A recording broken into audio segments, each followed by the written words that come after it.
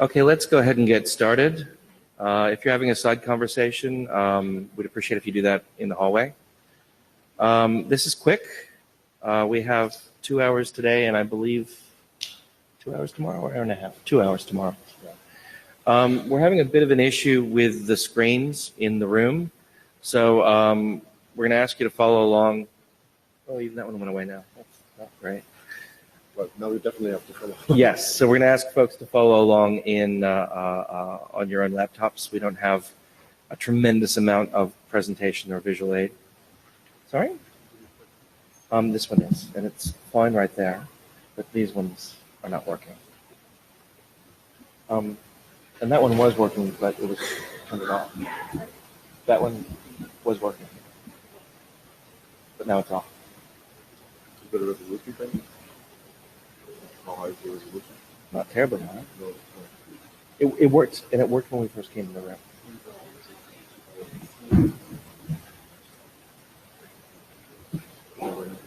We hope you like the shade of green.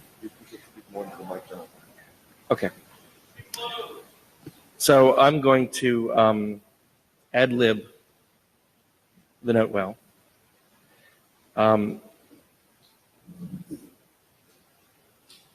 Do we have scribes? We have, and for the entire session? Thank you. I think with Brian in the Etherpad scribing for us, and if you want to help him out, please do so. Backup is Tommy. Thank you, Tommy. Thank you. So we have JavaScribe. We have a scribe. We'll go ahead and circulate the blue sheets. Please sign them. Our agenda is pretty monolithic. Today we're going to have a brief discussion of the hackathon, the interop event, excuse me, and then we're going to get straight into issue discussion. We're going to follow the practice that we started, I think, a couple of interrupts or interims ago now, where we're just going to go through the issues list and try and address each issue as well as we can. That will carry into Wednesday, and we'll wrap up with some brief discussion of next steps, future planning, and if we have time, we may have one or two, as time permits, presentations, although I think it's pretty likely we won't, just because we have a fair number of issues open. Any agenda bashing? It keeps on, no, okay. So if the screens were working, you would now see a lovely slide that starts with note well.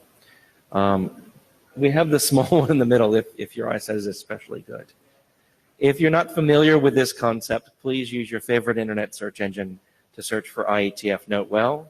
That should take you to a description of the terms under which we all participate here regarding important things like intellectual property and how you share it or how you disclose it and the requirements to do so. Also things like the anti-harassment procedures. We expect this to be a professional environment. Copyright, patents, so forth and so on. There's a lot of process document and policy documents around that, so if you're not familiar with it, please do familiarize yourself with it. It's important to what we do here. Still no screens, okay. So let's go into the issues. Sorry, let's go into the hackathon report. Lars? Can you put the slides up from the... But while Mike pulls the slides that I showed at the end of the hackathon, one thing I want to mention, I sent an email to the list about it. So we got feedback that it's hard for people who aren't following like every single day for several hours to find out what things are happening related to Quic that are not like chartered work at the moment, but are sort of interest. And we started a wiki on the GitHub wiki page where we collect those. And that collection basically has like a little, blurb on what is this thing, and then where do I go for more information and where do I go to participate. So if you have something that's Quic related, there's a few things that we know about that are on there that could use some detailing, but if you are interested in working on something or you are working on something that isn't there, feel free to add it and help other people find that work. We're not, as Mark said, going to have a lot of time to talk about this in the working group session because we are still struggling with the issue list, but that shouldn't stop people from having side meetings on things they want to do in the future.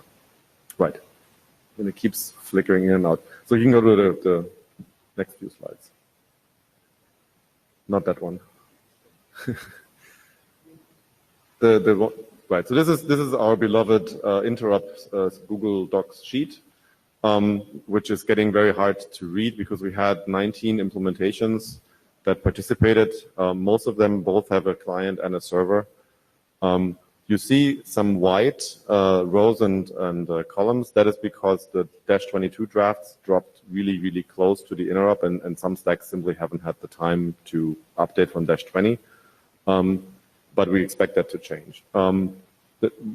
One new thing is that we have now 3 lines of tests, if you will, where we record the results in 3 lines, the third line being HTTP3 related tests. In the past, we just had one test that basically said, you know, if I send you an H3 request, do I get an H3 response? Now there's a few more feature tests, and we expect that to broaden out further in the future. But the summary, again, is that we're still lacking implementation and interop of some very, very basic features. Like I would say half the stacks still don't do key updates. And migration is still quite untested. Recovery is looking a little bit better. I'll get to that in a minute, but we certainly not where we thought we were. Part of that is, I think, that so we have this draft called the invariance that I've decided I'm just going to call the variance for now until we actually stop changing it. So the implementations are still not at a state where they can, you know, concentrate on evaluating feature interop. It's just, you know, keeping up with the change churn that takes the effort. Right. One thing that's on the positive side was the next slide. If you can go down one more. They can't see that. It's a graph. Oh wow, they can't see it because what the hell happened there? So Jana and Martin Seaman have worked on a little side project that lets you plug your existing Quic client and server implementation in a simulated NS3 topology that defines a network topology, and it also defines simulated cross traffic. So you can now do repeatable recovery testing, which is great. And Robin Marks and Victor have 2 tools that are basically equivalent, and you can translate from one to the other that generate a log file and that you can visualize. And what's on the slide there is a visualization of a transfer that's happening from one Quic client to one Quic server through a simulated NS3 topology with cross traffic. And it looks pretty cool, and you can see on the bottom, but you probably can't, but there's the, you know, the seesaw pattern in the RTT that you would expect to see if 2 things are doing Reno-style congestion control and they're meeting in the queue somewhere. So this is really cool, and this now lets people that have an interest in congestion control but maybe are not intimately familiar with the different logging formats of the Quic implementations to actually play around and see if they can improve things for us. So this is, I think it's a nice milestone. It's early days for this still. More work will be needed. I'm pretty sure that Martin and Jana would love for people to help with this, especially students, right? If you want to do congestion control with Quic, it's easier now. So that's a highlight for me from the hackathon. Any feedback from anybody else?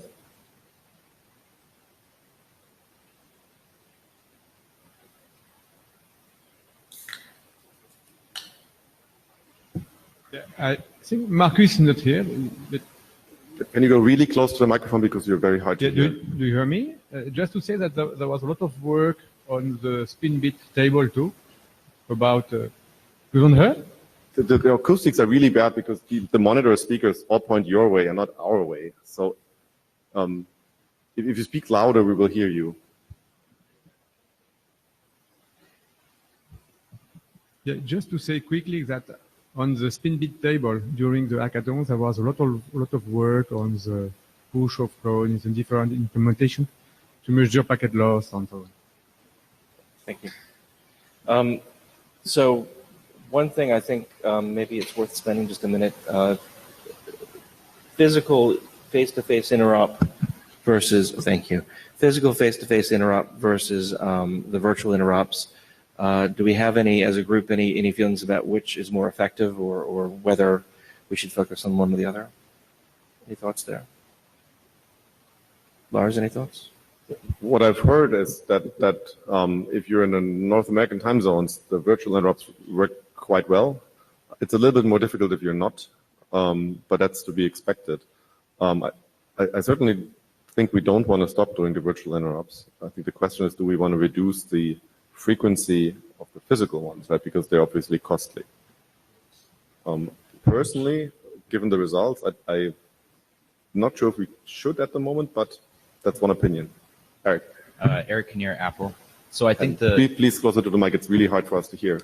I think the virtual interops are great, and it's nice to have kind of intermediate deadlines to help move people forward and give everybody a date where we say, yes, we'll be online, and that's a little painful for people in other time zones.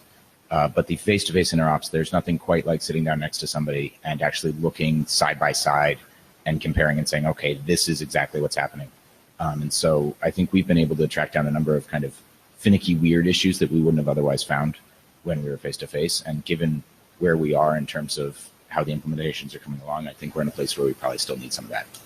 While you're all up there, if you have any thoughts about whether it's still necessary to have 2 days of the face-to-face, that'd be interesting to hear as well, around the interims. 2 days versus fewer or more?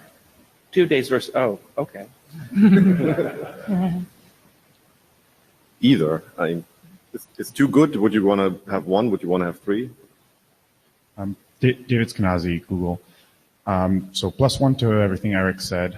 I think there is a lot of value in both the virtual interops and the in-person ones.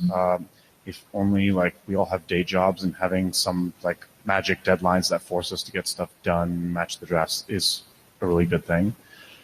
And regarding the in-person meetings, I think London was the first time, at least in my personal experience, that the interop became more useful than the issue discussion. So maybe from now, like spending more time on interop could be a good thing. And also, I think it might also just happen naturally because we have less and less issues. The documents are getting closer to ready. That was the hope, right? That we would eventually maybe stop needing working group meetings and we could just do interops because they're also easier to host because it's not all the people will show up for both. Kazuhoku, firstly, I like to ask people to keep the in-person interrupts as we have done because it is extremely difficult for people living in Far East Asia to attend an interrupt that's mainly happening across the Atlantic Ocean because it's the opposite side of the world. A very brief comment on the 2-day thing. I think it's really nice to be able to discover some issues and then go spend the evening fixing them and then come back the next day and keep going. So I wouldn't go less than 2 days, but more might be fine. Lucas Pardee, Cloudflare. Just to reiterate Eric's point, it might not be that locally we work on those issues, but the attendees at the face-to-face interop are channeling a team that are remote and they may be in a different time zone. So being able to have that at another day at least to then come back the next day and retest is really useful. Thank you. That's really good feedback. Anything else on the hackathon or the interops? Okay.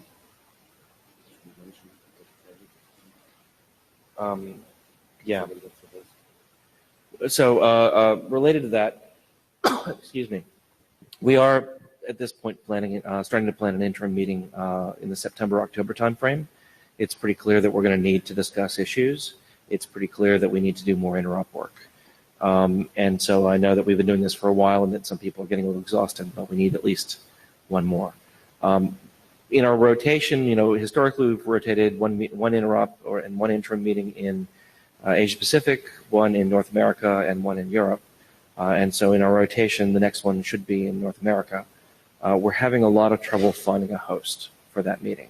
We have a few folks looking for rooms in their companies this week, and we're hoping that that will eventuate something that we can announce to you by the end of the week or early next week. But if you have a meeting room at your company that you think is suitable for our requirements, and if you're not clear about what those requirements are, please come to talk to Lars and I. We're really looking for more facilities where we can host these meetings. It's kind of a tough set of requirements, and that's why we're having trouble, I think. So yeah, if you know something, please do come to us. But with any small amount of luck, one of the avenues we're chasing will become fruitful, and we'll have an announcement of an interop / interim meeting in September, October. I think right now we're looking at the week of October 7, but we're also open to other dates potentially. Anything else on that? We are supposed to present from the Chromebook if that's possible, because that apparently works. Okay.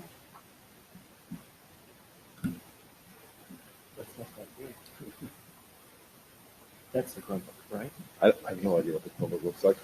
It's a Chromebook. It says Samsung.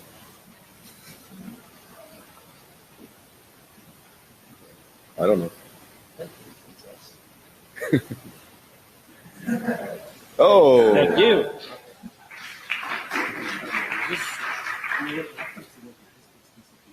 Oh, okay. Are you sharing protected media? Not to my knowledge. Okay. Man security, awesome. Right. So we're going to need a second to get into the right state here. How do I don't know. Google people? Oh. Oh, okay. Oh. How do I quit an application? It's Firefox. What? You should know. Okay. Yeah. Okay. Wait a second. Okay. But it worked when it came up here. That was the weird part. It's time for Google Co-Chair. What do you say? No. Third one. Uh-huh. Okay. So let's not join GitHub today. So this is kind of the project board on GitHub that we've been using to keep an eye on the issues lists.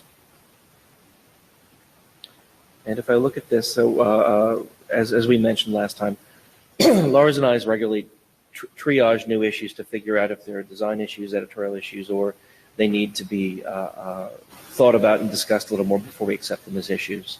The current design issues list is the one we're going to be interested in today. How do I scroll? No. No. Oh. Okay. I'll just drag. And so you can see we have 22 design issues open. It's 23 because of the note up here. We did this at our last. Okay. We did this at our last interim meeting.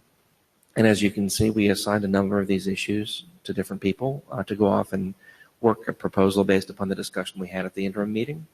And we were hoping we'd be able to close on those in the time between that meeting and now. We still have a lot of those open because a lot of those proposals have not eventuated. And so I think what we're going to do today is discuss the newer issues and try and get a better understanding of them and assign an owner to them to come up with a PR or a proposal for the disposition of that issue. But for the ones where we already assigned an owner, our question is going to be, have you made any progress? Do we need to assign a new owner?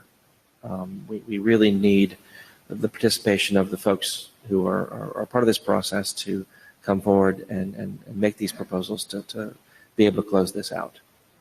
And I think not now, but if this keeps happening, we're going to be closing some with no action that we don't deem critical for some definition of critical, because it's easy. It's still too easy to open new issues, and the follow through isn't quite there. This is not the fault of the editors, right? This is the fault of everybody that is opening more issues than we can close. And we always get the question, when are we going to get to some new cool stuff like media or multipath or something else? And the answer is when the issues list is under control, and it's not under control. And we always say, by the next meeting, hopefully, but it's not been happening. Right. And to that, point earlier of exhaustion, if we keep on doing this for another year or two, I'm concerned, I think we're concerned that we're going to lose implementers, we're going to lose interest, and the effort will fail. And so we need to focus and get these final few issues. I mean, it's 22 issues. It's not that many, considering how many we've closed, how very, very many we've closed to date.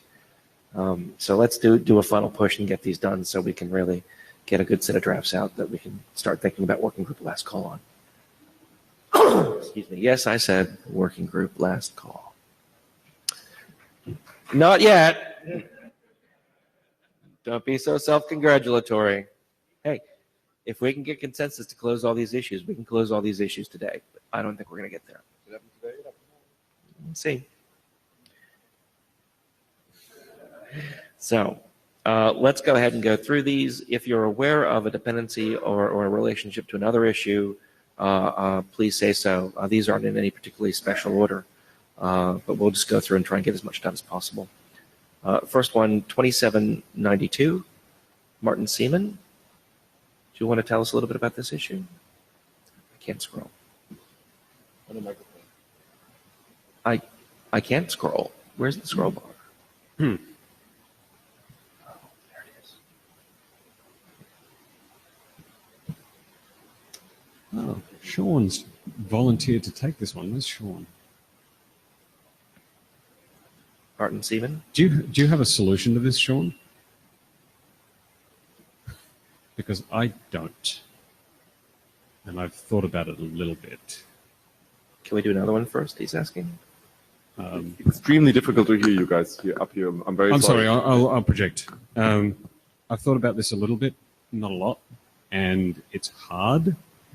And I'm not sure that it's worth addressing without anything other than maybe text. I'd like to hear what other people So think. do I hear you correctly that you think that this is an issue we should not try to address in version 1 of Quic? That may be the case. I'd like a little bit more time to think about it, but at current pace, I'd rather not. So I guess, Eric Scroll, I don't actually understand this issue. If we have it seems to be, so reading this first paragraph, the fact that the key is computed and received the packet as a side channel that might be used to recover the header protection key. If it's possible to recover the header protection key from measuring the cost of computing it, then we have problems all up and down the stack because we're constantly doing it. Sorry, Ecker, can you please speak directly into the microphone? Yes, if it's possible to recover the header protection key from the cost of computing it, of doing some other computation, or doing any of these computations, then we have problems all the way up and down the stack. Yeah, I think that's an overstatement of the problem here. I think the problem is probably limited to the fact that you learn when a key update happens and can maybe trigger one. Right, but if I'm reading the next two paragraphs correctly, there's a perfectly fine countermeasure, which is to pre-compute the next key, and Which you do at the time that you compute at the time of the previous key. or you update. do it in the background, or you do it Yeah, after, or you do right. after packet processing, or you do Sure. 87 other ways. Yep. That's what I was saying. I thought about this a little bit. I don't think it's worth doing anything much to solve the problem, whatever the problem is. I guess I just don't understand. But what is the problem when information is attacker learning?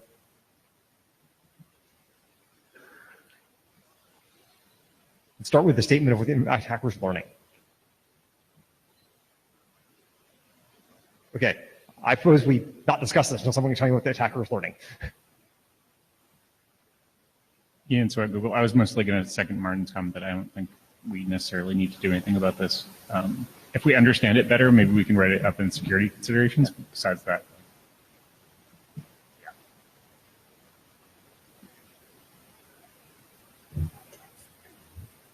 Oh, okay. That's daring.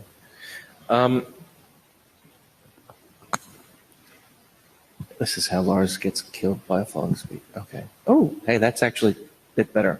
Cool. You may be disadvantaging these people here. Okay.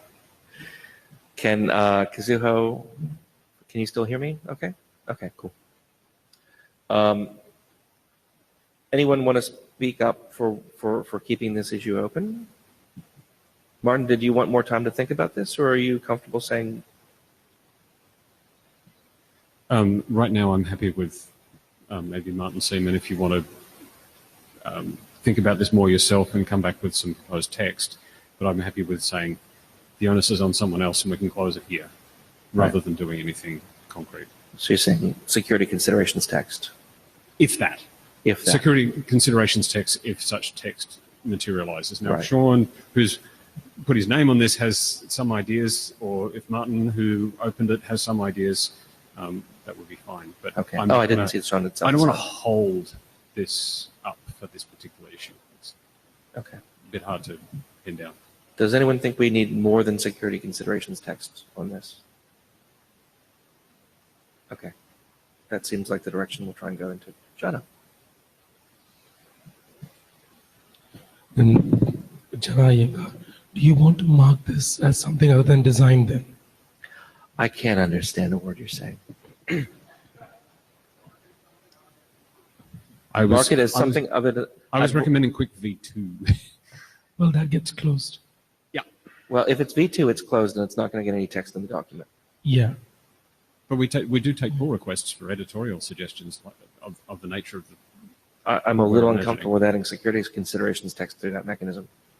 Okay. We can review it if it materializes. You want to close issues. We could also. I want to close issues, yeah. Yeah. I I think do it's not too. a bad idea to have at this point. If somebody's volunteering to provide text for this, I think we should keep it open. Otherwise, you can't hear me. Can you? No, we need a John Whisperer. All right. I'm saying, can you hear me now? Yeah, Lars, can you hear me? understand. So, I mean, I think that, so I'm actually with Martin on closing stuff, right? And sure, we can leave this open, but that's not really gonna get our issue list under control, right? So I mean, unless somebody puts up here and puts the PR together, right?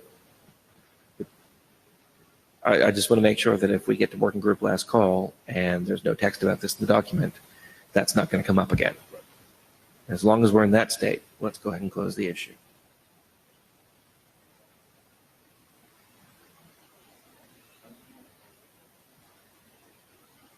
When? Can you write something tonight?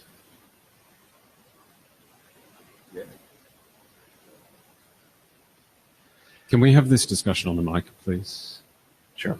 It's a big Martin's room. suggesting he can write something, but not before September, probably.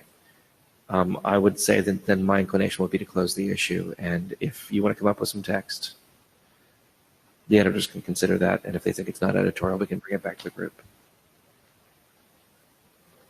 You need to go to the mic, Martin. So, Martin, please come to the mic. I don't agree this is an attack, but I'm willing to consider the fact. So this is a timing side channel. That Very needs close be to the resolved. microphone, please. This is a timing side channel, and we need to resolve it. I can't come up with a PR until tomorrow, but I can work on it after this meeting. Can you All right. please state what the timing side channel is? Because I don't understand it yet. The timing side channel is that the spec currently says that you compute the key as soon as you receive a packet with the new key phase. What is the attacker learning? Excuse me? What is the attacker learning? What information does the attacker learn? It's the same timing side channel we have with the reserved bits and with the packet number.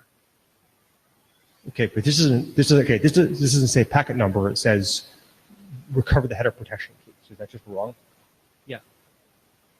We have text about this for the packet number decryption. So either it's not, we agree that the header protection key.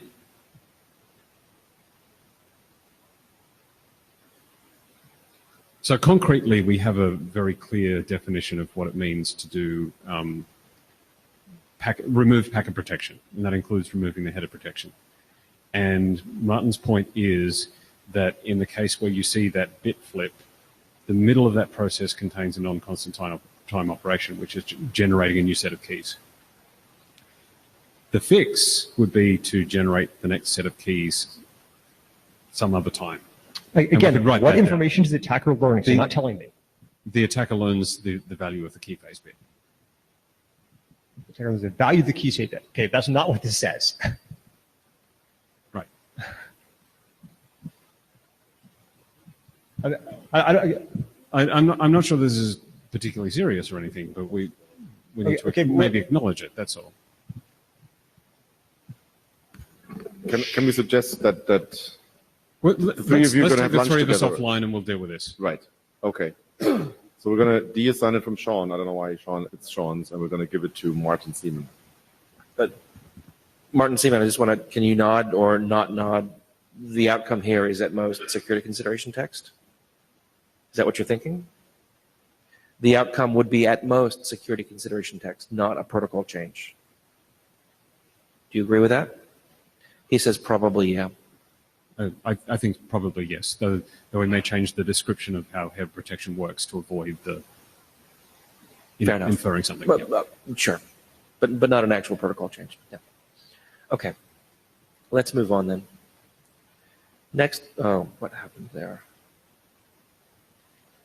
You get to see Mark learn how to use a Chromebook.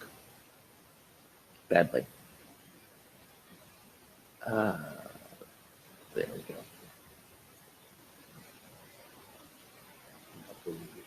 Thank you. Next up is 2670, remove active play exponent TP. Nick Banks, are you with us?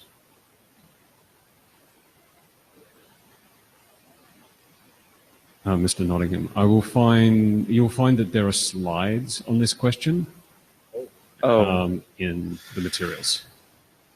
Okay. Right. This is a fun one.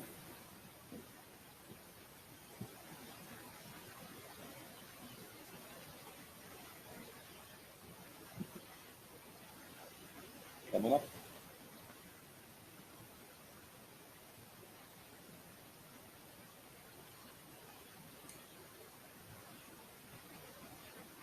This 26, this one here?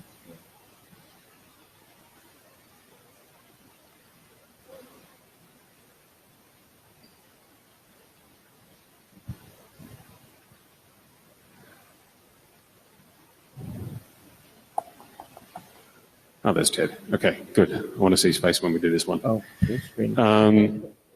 Acknowledgement delay. Yeah. Can we get rid of the notification and make it full screen? Next page, please. When you. Oh, okay. No. You need to use the arrow keys rather than the space. Ah. I don't know. Who designed this system?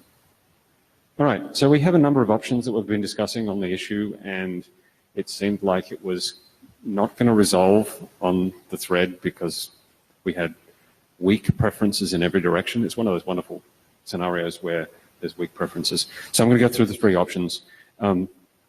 This is what Nick proposed, which is to remove the scaling of the act delay parameter. For those people who are not aware of this, we express the time that the stack holds on to, delays the acknowledgement of an ACK eliciting packet. And we express that in microseconds, but we have a scaling parameter that's exchanged as a transport parameter. This one would say, remove that. And the advantages of doing that is it's much, much simpler. The disadvantage here is that as a result, you're encoding larger values for your ACK delay, which will take one, maybe three more octets when you encode it. I'll also point out here that if we decide that this was a bad idea in retrospect, adding a transport parameter back for this one is super complicated. So we would be kind of committing to this unless we wanted to revise the protocol completely. Next slide, please. Option B. You might want to hit the full screeny button again. I don't know. Yeah, that might do it. Oh, that doesn't work. No. Oh, God, terrible thing, isn't it? Yeah. All right. Option B. We express the ACK delay with a, thank you, Miriam, with a scaling parameter, just like this is what we have in the document today, with a shift. So an integer shift. Shift to the left, 3, which is the default, or shift to the right when you're in code. This one can reduce the bytes on the wire. It's very simple to implement. The number of gates that you have to do this, if you're concerned about gates, is trivial. Someone pointed out the fact that if you really have that few gates, then you should probably be ignoring ACK delay. Thank you, Roberto. The disadvantage with this is that if your native time unit is not microseconds, then you end up with some bad rounding sometimes if you want to keep the scaling in use. And then some multiplication and division in that case anyway. Next, please. Right arrow. Yeah, there we go. And what was proposed on the thread is multiplicative scaling, which basically says we just multiply a number rather than shifting it. which degenerates to a shift if you choose certain values. And arguably it's the most complex, but really we're not talking about complexity here. These are not complex options, and that's change. Kazoo, a clarification? Yes, clarification. I don't think that divide is required for SEN because the Correct. standard has. Yes, that's a good point. I should have made that point already. But as you say, you can pick an exponent of 2, and then you can do it as a shift rather than a divide. Next, please. The problem with the multiplication is not that it's more expensive, it's that it's error prone. Acknowledged. Error prone was the point. Again, emphasizing that this is not very important, I'm proposing here that we invoke the alternative decision-making process here. And that is documented in 3929. The process would require us all agreeing to adhere to that process, and then voting. No matter what Dave Clark says, we do vote. So can I ask the chairs to run this? And I'll sit down on the floor, because I don't think I've got anything more. Sure. So to be clear, we are choosing between option A, B, and C? These seem to be the options. We have some interesting combinations of people with different preference orders, so I'd rather just... one last point. The discussion on the issue made it very clear that we wanted a negative vote. So rather than voting for A, we would want to hear the people who hated A. Because that, you can't live with A. And we may find that there's silence on all 3 options, in which case we might have to find some other way. So it seems like our first question should be to see if everyone agrees that there's not a strong view, and so that this is the appropriate process to use. Ted is stepping back from the mic. As the author of those things. Okay. Do people have thoughts? Does anyone disagree with that statement that there are not strongly held views here, and so we just need to make a decision? Martin Duke, I'm unclear about the procedure. So if we slightly prefer one, are we not supposed to hum because we can live with anything? If you slightly prefer one of them, it depends on how slight it is, of course, but if you want to express that preference, you would hum for the other 2. Thank you. Ted Hardy, as author of RFC 3929, I would actually suggest one of the other procedures in 3929 for this, which is the pick somebody and make them decide procedure. The working group can hum to accept that instead of the working group make the choice, if you get to that point, you can simply pick somebody by lot from the working group and say they're going to decide. If what Martin said was true, that there's pretty much equal selections among the different potential choices here, then that one is far faster. And I suggest you do it rather than a vote. So, Ted, I think there's it's rather equal amongst the people who've expressed an opinion on the issue. No, I was going to correct that one. Okay, go ahead. From my reading of this, and this is just my reading of this, one of the options is distinctly less preferred than the others, but that may complicate Ted's suggestion a little. My reading is that A is much less preferred, but there are a few people who are advocating for that. Ted Hardy speaking again. If that's the case, then if you're selecting it by random lot, then there's a fair chance that you'll get somebody who doesn't like A because there are more of them. But there's always a chance that you will end up with one of the people who likes A as a result of that. But the whole thing and all of this is predicated on the idea that everybody can handle any of them, that it's a preference, but we all agree that the technical choices here all do the work, and it's just a question of whether you can get to a decision that we all agree we can all accept. And so if you want to do it with a vote, sure. But the other one would be faster. Although we're spending time talking about how to make the vote, so I think we have to factor that in too. Does anyone disagree with the statement that Ted just made, that all of the options are technically viable and that this is just a matter of preference? Christian said no. Christian said no. You need to get to the mic if you want to explain that. I mean, so we were totally fine with whittling this down now too, right? I mean, we don't have to do it this way, but the discussion so far on the issue. Do I need to? Because there are announcement requirements and other things in RC 3929, if you can just come to an agreement here, that's even faster. Yeah. Christian. Well, the concern with option A is that it will increase overhead. And so I don't know how much of a concern it is, but it is a concern that has driven us all around this design. And typically the ACK delay could be something like a quarter of the RTT. So that means increasing the overhead of packets by a byte or two. So I would like to have a discussion, like a hum, is that do people believe that it is not a valid concern?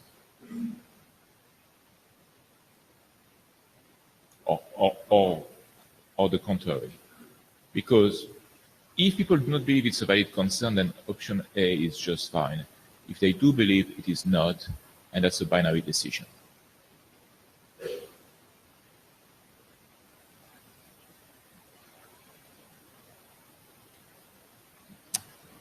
Can I? No, I'll let Corey speak first.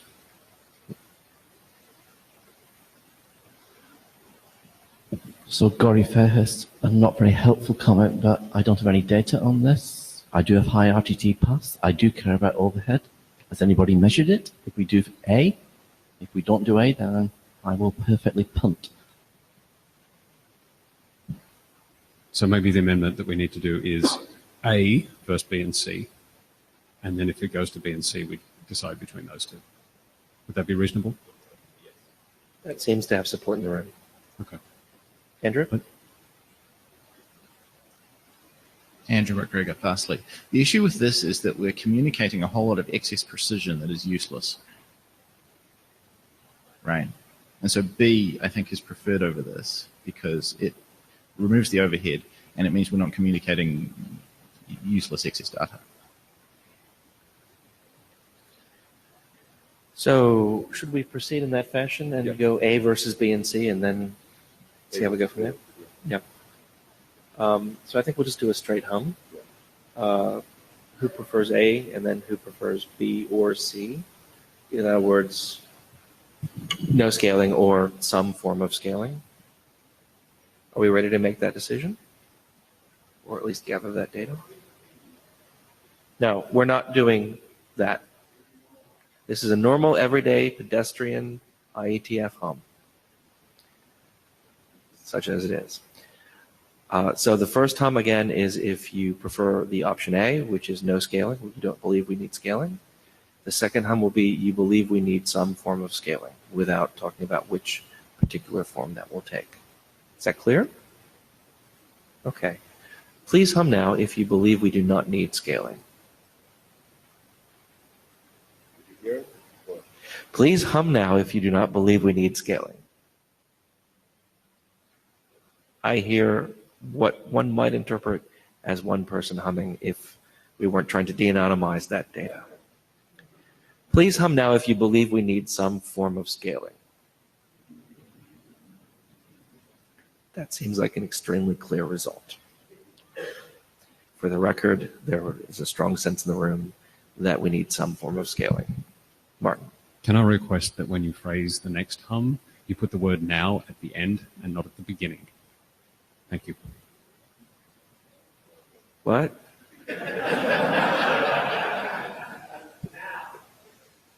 You said, please hum now if blah, blah, blah, blah, blah, blah, blah. Okay. Invert the... Pedantry noted. Pedantry noted. So, are we ready to decide between option B and option C? Do we believe we have all the information available? There's no other option. I'm going to ask again 2 questions. I will ask you to hum for option B, exponential, and then I'll ask you to hum for option C, multiplicative. You can hum for both if you have no preference or you have some other state where you believe that both are okay. So please hum if you believe we should do exponential scaling. Now.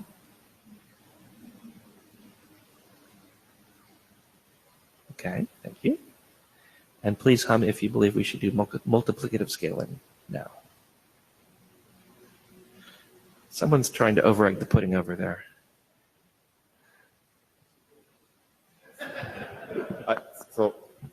I would, the first one was very, very slightly louder, but it's by no means clear. We have working group members who are suggesting we use the process of coin flipping pioneered in the HTTP working group. That requires the working group as a whole to buy into the fact, or to the notion that it's more important to make progress than it is to get what you want. I hear... What's this? Well, give me the coin just in case, because I'm always willing to accept money. We're going to get it back, No. This is goes with the pushes. Ian. Ian's about Google. I did want to comment that one of them is currently in the draft and in all the implementations, and the other one isn't. Like, can we just do nothing and move on with this?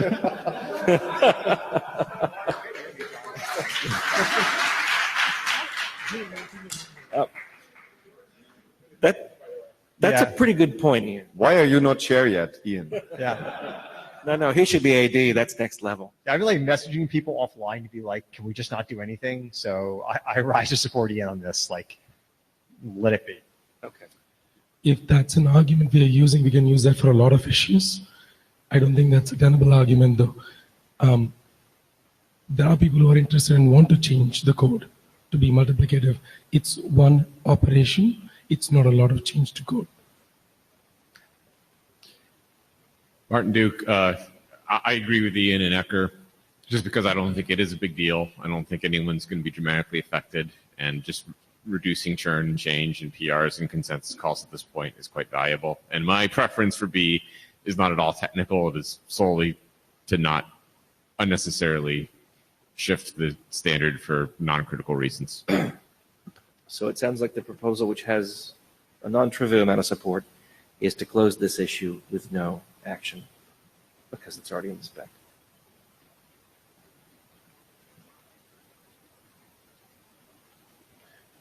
Do we have anybody who believes that we shouldn't do so and it already hasn't been discussed? Can we just move on?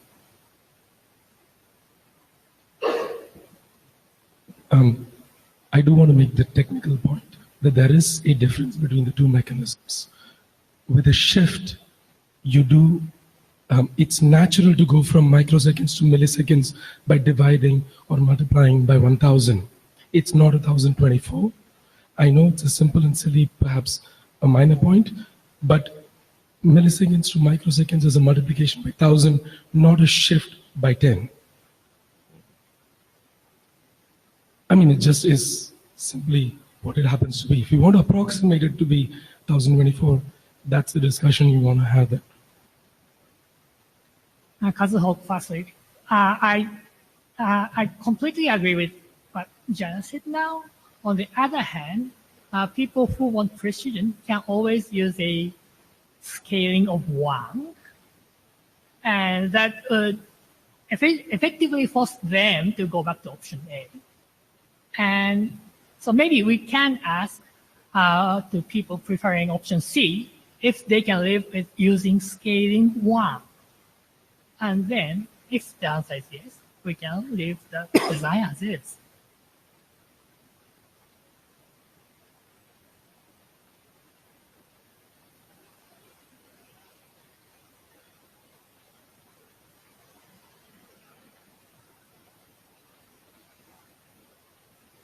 Christian Ritema. Really, if the problem is conversion from microseconds to milliseconds, or having the multiply, you can deduce your multiply from the sheet value. That's not an issue. I I am really wondering why people are so concerned about that.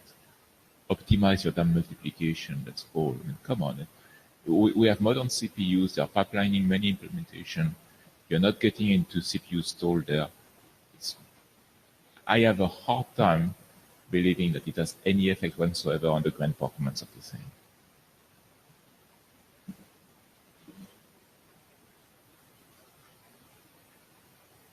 So from a design perspective, why would you use a shift? You would use a shift to save bytes because a shift is smaller than a multiplier. But this is a value that's sent once in the transport parameters, so we don't really have to pay anything for making it a multiplier.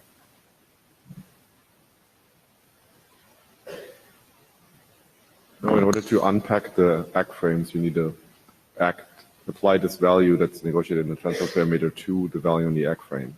So it's for every ACK frame. David Skenazy, Google. Question about process. This is a change to the transport dock, and the transport dock is under the late stage process.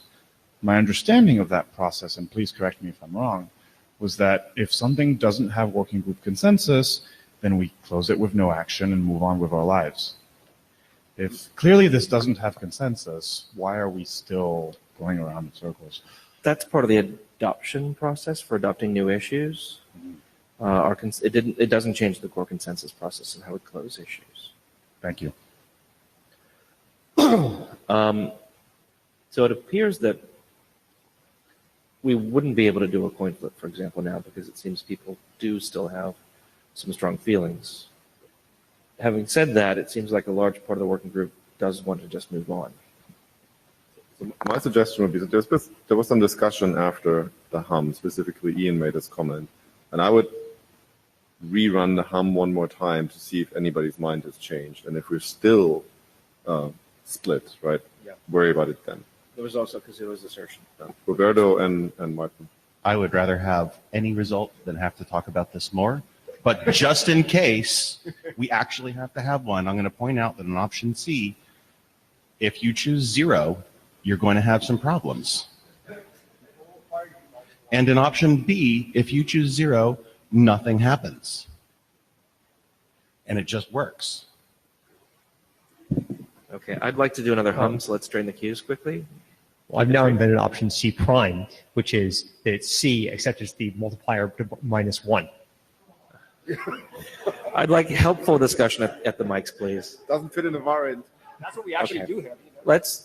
Let's do another hum. A normal, everyday IETF vanilla hum. Option B versus option C. If you prefer option B, please hum now.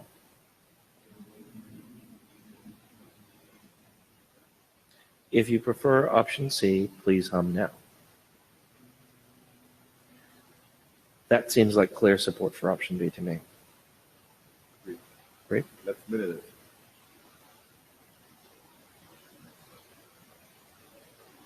Martin. Did I just hear from people that they were unwilling to change their implementations? I couldn't hear that. Did I just hear from people that they're unwilling to change their implementations? That is one That's way really to what I'm hearing interpret that. that's what I'm interpreting from this one. That's an interesting sign, I'd have to say. Because that's what turned that one, Right. if I'm reading that. And to be clear, we don't make our decisions based just on hums. If people have technical arguments that they think will change people's minds, please bring them now. But so far, we're not hearing them. We're not hearing the minds change. We're hearing the minds pretty much focusing on option B. Let's drain the queues relatively quickly. Ecker? Sure. I mean, Martin, that wasn't my primary motivation. My primary motivation was we have something in the spec. Like, if it's fine, then like I don't want to like go over it again and again. Implementation, I don't think is a big factor, at least for us. Like as Ian said, if it were C, I'd probably be. If C were in the spec, I'd probably be like fine. Martin, do. Okay. Eric, let's take it home. Wow. Okay. All right, let's move on then. Okay, push this button. Right. You can record that. Thank you. Oh, the scrolling in the other direction. Okay. 2844, David Schkenazi. Please walk us through this.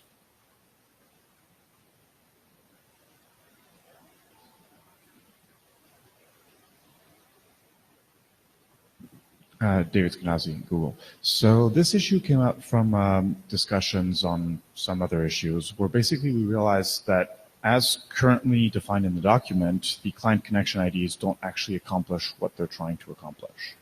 So in Quic, the goal of the connection ID is when you receive a packet, it allows you to identify which connection this packet maps to. And there are cases where you don't need those. Let's say as a client, if you have one USB port per connection, you don't need to multiplex, they all go to the same connection, so you can use zero-length connection IDs. That was kind of the rationale behind them in the first place and how I personally have been reasoning about them.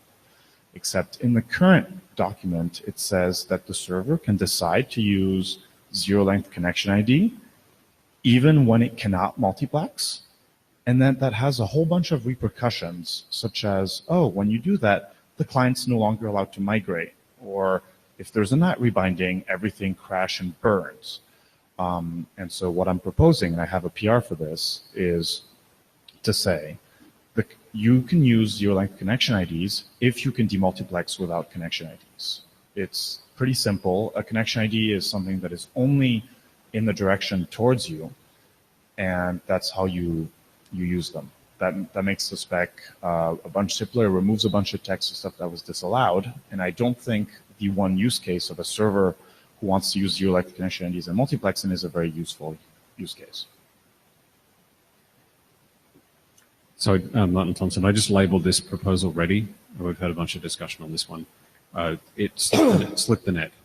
I think David's solution is correct. Using information that you control to ensure the packets are routed to you is very good. Using source address-based routing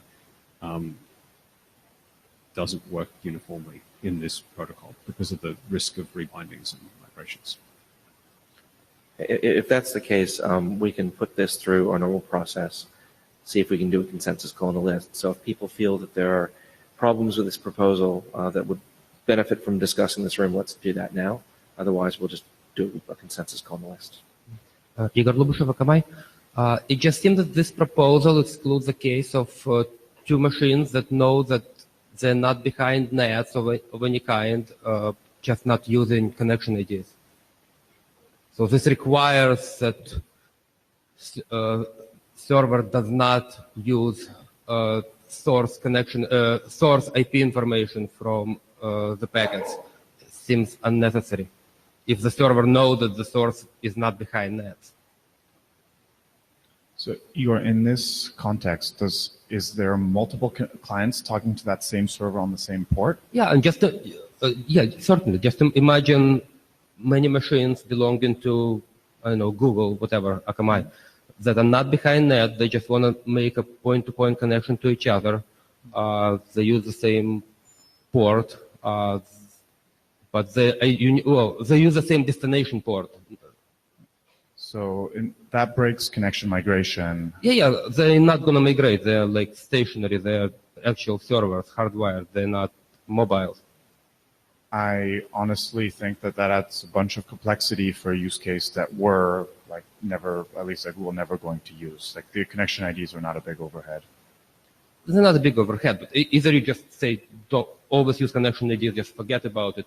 But why make a statement, must not use source of the packets? Because it breaks these features that we think are important to the protocol. Ecker? Yeah, Eric Sprola. Yeah, I apologize for not noticing this earlier when it was being floated around, a lot of messages going around. I mean, this seems like a pretty substantial deviation from what we previously agreed upon, which was that it was reasonable to build a server which had effectively the same like connection semantics of TCP, which is to say that you use the 5-tuple to demux, and you didn't care about like having that rebinding work properly. And this seems like a pretty substantial change to that, and like that seems like a pretty legitimate thing to want to do. I certainly understand David's point here, but I'd point out that the primary use case David's interested in is not something we're charged to do, and the thing that like is emulating basically HTTP servers is something we're charged to do. And what I just said, the primary thing that that the peer-to-peer use cases are not something we're charged to do. Can I finish?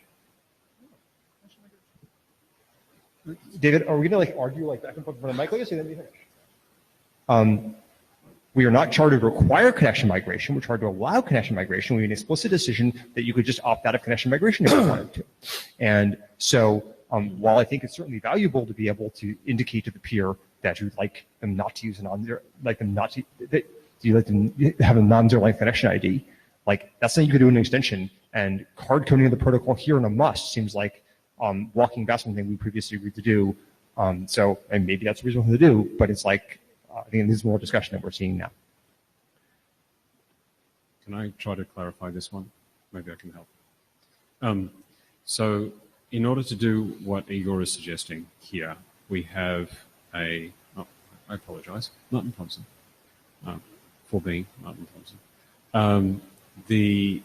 In order for someone to decide that it's possible that they can use some aspect of the source address to determine which connection a packet belongs to, they have to be certain that every single client that they will ever talk to is not going to be subject to migration and is not going to be subject to rebinding. You don't agree with that? That I think was my point. But if that's wrong, I'd like to hear why. Ian Sweat, Google. I was going to say that in terms of the TCP analogy, it seems like this restriction is fairly analogous to typically how TCP is used, where a client opens an ephemeral port, and hence the local ephemeral port and IP allow it to identify like the connection.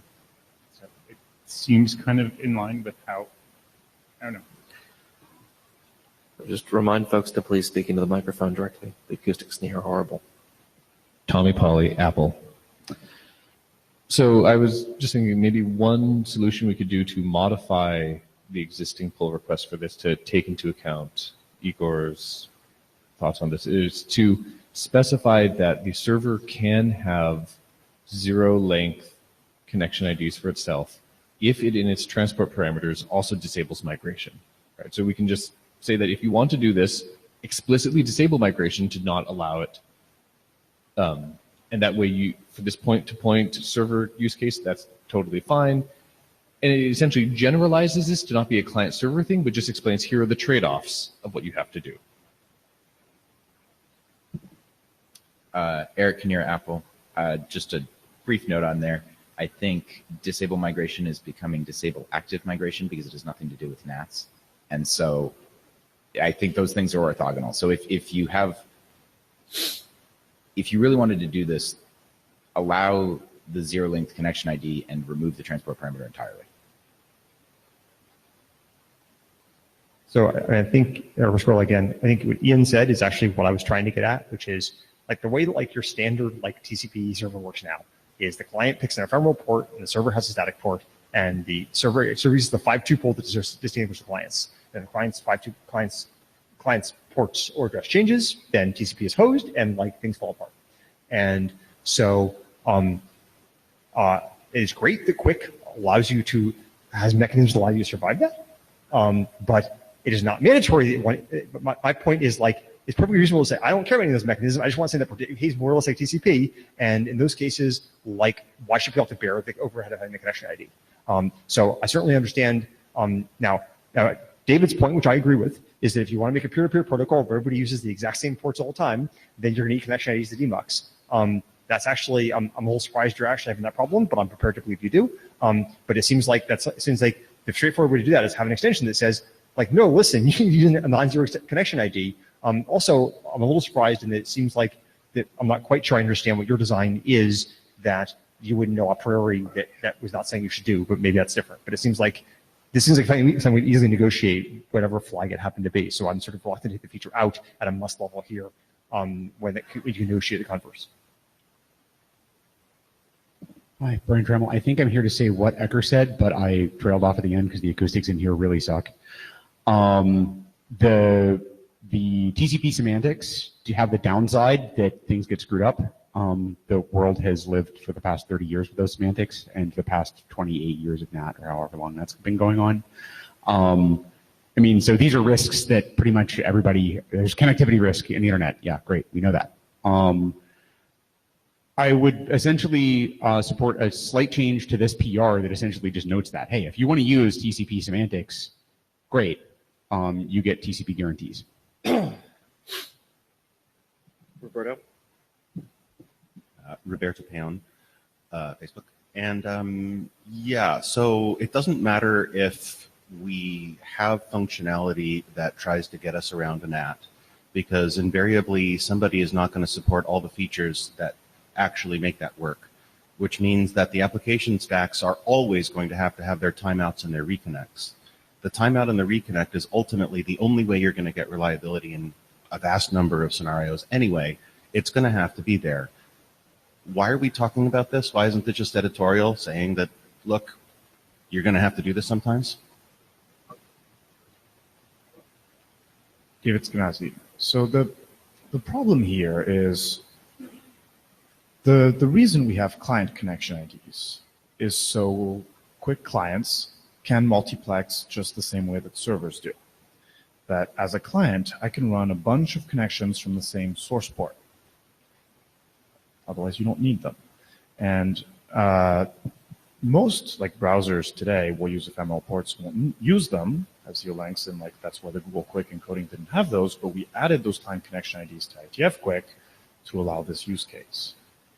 In the current spec, that doesn't work, because if, as a client, I want to create a connection, I don't yet know if the server is using these TCP semantics, and then everything falls over if I put multiple connections on my same local port and the server is using the 5 tuple. So if we don't want client connection IDs to work, then let's just remove them from the spec. We're thinking about closing the queue soon, by the way. Martin. So Martin Thompson, I think Eka's point there is a really good one, and mostly convincing for me. I think I'd be almost okay with the idea of what Brian said. If you want TCP semantics, you get TCP guarantees. The only reservation I have, and I'd like people to think about this a little bit, is that this is a unilateral decision in a two-party protocol, and whether or not we need to have some sort of negotiation for that property or not. Can I just interject there? You said you there. In my mind, I'm wondering if this is a decision that can be made by the application being mapped onto Quic. Does that help? That might, yes, but not necessarily. I suspect that this is going to be one of those cases where you have, as Igor has described, a server-to-server scenario where it makes absolute sense to have this for HTTP. Right. You're saying it might be HTTP as well. When I put this in my browser, I would rather not have the server unilaterally make this decision for me, because I know that I am mobile. And this is the bit where I have some reservations about simply saying TCP semantics, TCP guarantees. Roberto. So I'll say again that we, as a protocol, as a group of people making a protocol, what we are doing is providing potential functionality to endpoints. And these endpoints can decide to not use this functionality regardless of what we spec. In particular, even if we have ConID, it can be ignored by the server. ConID is there for routing for the server in this particular direction. So having this does not guarantee that we get anything better than TCP-like functionality regardless. I will also state that servers who are silly enough to do this globally are going to see much worse outcomes than servers that actually put the ConID on here. If we're worried about performance, this will fix itself. I don't think we need to talk about this deeply, because it's going to fix itself regardless. So, Roberto, would your proposal be to close this issue with no action? Okay. Igor. Yeah, basically similar to what Roberto said. If a server has clients that want to migrate and it has zero connection ID, it's just a broken server. But not all servers are designed to serve mobile clients. some servers are designed to serve stationary clients that they really know about, and they know what their properties are, and those should be fine. Those should not be penalized by requiring to have this connection ID that they don't need. Kazuho, firstly, I'd like to add my +1 to what David says. If we unless we make this change, it is really hard to have one implementation that does both client and server, because the requirements on how the sockets are being mapped to connections becomes different on the client and the server side. Tommy Polly, Apple. One other proposal for how we could deal with this, given the current conversation, is to kind of take this PR and maybe move it out of the transport to allow the transport to kind of be open to allow any use of connection IDs, and put this into the manageability document, or applicability document, to give guidance about how to deploy it. Those are not standard struct. Those are not standard struct documents. Does guidance on this for how to deploy it need to be standard struct? If you want a mandatory reference. So, David Scanazi, I think what it boils down, Martin described it really well, is that it is a property of the server to want to use old TCP semantics or new quick connection ID semantics. And if we allow it to unilaterally make that decision, then we end up having to negotiate this. And the problem is, this is something that as a client you need to decide before you start your connection. And so you can't negotiate something when you haven't talked to the other side before. And that's why this breaks down pretty quickly. Andrew, were you in queue? Yes. I think the proposed change is a strict improvement over the wording in red with a one-word diff on top, which is an endpoint should not use a zero-link connection ID unless. In other words, this is a clearer explanation of what this means and expresses a preference, but if you don't make it a must requirement, then it achieves the same thing as the other wording and lets everybody know what the consequences are. I'm interested to see what David thinks about that. So, Martin Thompson, while David's going up there, I think that is a good improvement.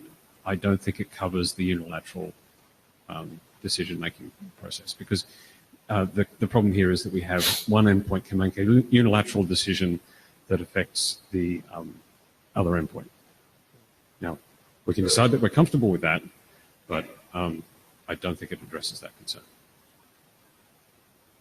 So the PR does multiple things. One of them is this must that Andrew was suggesting should. Another thing is that because we have this must, it allows us to remove a bunch of text. I think further down, keep going. Yeah, that a little bit. That says, oh, if you receive this signal, which is the server is using zero-length connection ID, disable these features. And the problem is if we turn the must up there to a should, then you end up leaving the clients guessing. And maybe we're okay with that, with saying like, hey, we document this as a server. If you do this, you won't work with some clients. But that has interop risks. If some servers decide to do it and some clients decide to multiplex on their one socket, then things fall over. Edgar, and then I think we're going to try and find a way to move on. And I think it's important to recognize we're actually talking about two features which are sort of coupled. One feature is sustaining migration to the other side, and one feature is one feature is having multiple connections on the same host port pair on the other side, and the other is having one connection on two host pairs on the other side. And they're being like operative of the same feature, but they're like very different from like the server's perspective, and they're very different from the perspective of the design of the system. So I guess I'm trying to understand mean, it's basically an inherent restriction of TCP that you can't survive, like that you can't have two clients with the same like host port pair on the other side, like if you're the server. That just doesn't work at all, right? And so I think the question that the way to turn around like Martin's question is like, should we require all Quic servers, regardless of what application they run, to support the more rich semantics of allowing the same host port on the other side, or should we allow them to continue to operate TCP semantics? And I guess the thing I think it's probably worth trying to coalesce like Roberto's comments and David's comments is like, is this really something which has to be done at the Quic scope, or is this something which is an application scope? And are there, in particular, like, does the HTTP using application we are chartered for need that, or is that is it merely another application which is coming down later, which then we can layer new semantic on top of? Yeah. So Martin Thompson, Roberto convinced me off mic that the change that Andrew proposed was sufficient. I think that we should take the PR with the must change to a should, because you have servers out there that can, to Ekker's point there, you have, and it's not applications so much as it is deployments, but you have deployments in which you can make this decision for yourself. And I think that's perfectly acceptable now, based on the conversation I had. So I don't think we should put this at the application layer, because all of the concepts that this impacts are at the transport layer, connection IDs, migration, and also, like Martin was saying, this is a property of your deployment. Like, is your client sharing a port? Like, my HTTP browser can share a port. It's not a property of the fact that we're running HTTP or something else on top of it. That said, moving this to a should and maybe adding some text on, I can add like a sentence on, here's what will break if you violate this should, and you can do it if you know that it's your network, there are no NATs, yada, yada, yada, then you can do this. But that I would be personally okay with. Kazuhok, firstly, my preference also goes to having something stronger than should. Maybe something like must, unless you know that the TCP semantics works.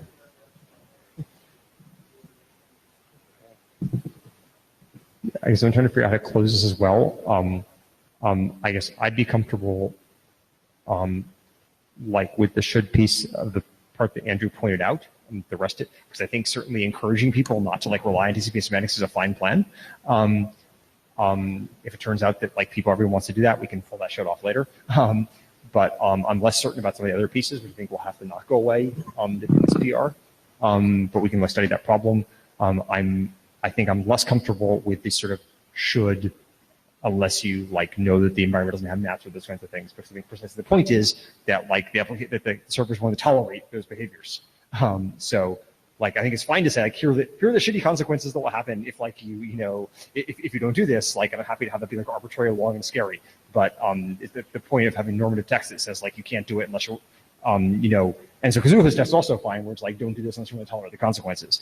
But the saying don't do it unless those consequences don't apply is not okay. Let's see if we can drain the queues quickly on this. I'm not sure if I am understanding the issue here correctly. Close to the mic, please. I'm not sure if I'm understanding the issue here correctly. Let's assume I have a client that always uses the same port to make new connections and wants to use connection IDs to demultiplex. And now the client wants to establish two connections to the same server. Then this will just break, right? Well, so that's what this PR is saying, is that if the server accepts multiple connections on the same port, it must like use locally connection ID, or should now use connection IDs, because otherwise it will break. So that's the failure mode that we're trying to solve. Just to clarify there, the endpoint that chooses not to use a connection ID, or that chooses not to use a connection ID, has to use address and port to disambiguate. Was the nature of the. but it's its own information that it uses, not the remote sites. So I think this is an argument to keep it a must and to not make it a should.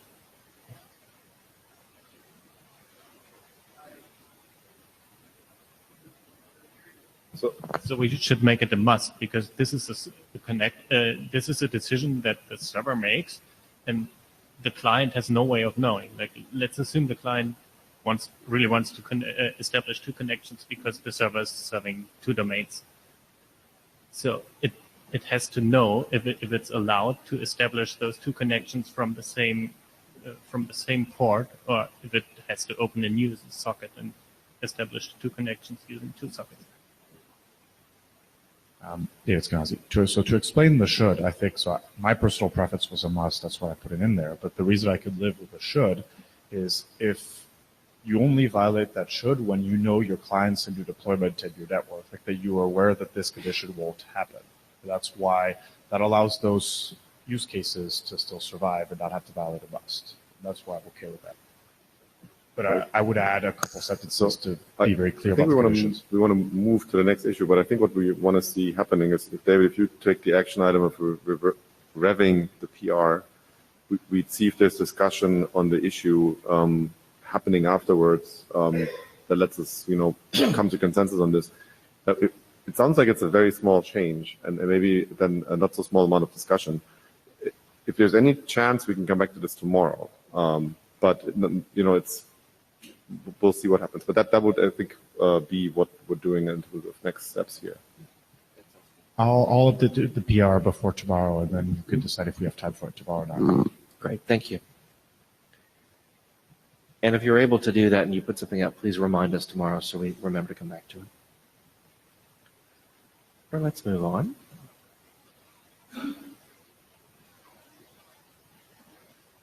Next up is unrecoverable loss pattern leads to deadlock, 2863. Martin Seaman?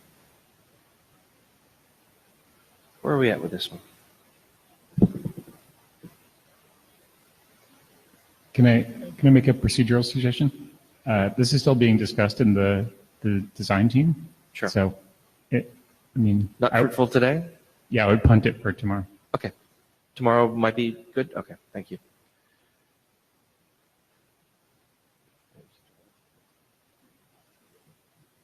That leaves us on 2763, coordinating spin. Martin Thompson? Where are we at? I think this might be proposed already. I apologize. There is a PR on this one that removes the offending text. It's very small. Is there? Is there? Maybe we didn't link to that one. There. It's merged. It's been merged. Why did it happen? Let's discuss whether we think that's a terrible idea. Okay, it's relatively small. So we remove this text. So the specific text that's going away, I don't know why. Oh, there's two changes here. One of them takes connections and talks about network paths, which I think is an editorial change. The real substance of this change is that remove paragraph there.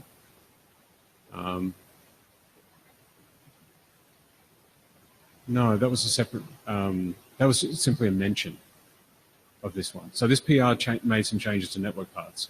Right. And mentioned the other one. I don't think that's the fix for this one. It says 27. That's a different pull request. This is 2763, right? But if you go back to that pull request, we can look at that paragraph, because there's a PR that I could find if we could, but we can just look at the green text going down. That paragraph there, it says, in case multiple connections share the same network path, and there's some recommendations here about doing things like coordinating spin. I think we have agreement amongst the people that have participated in the discussion anyway, that this is aspirational at best, and there is a PR, I will find it, I apologize for not linking it properly, that simply removes that paragraph. Okay. Is it worth discussing this anymore here, or can we just do the normal process in this issue? I will take the normal process on this one. Okay, great, thank you. All right, that was 2763. Next up is 2834, long header packets and routing connection IDs.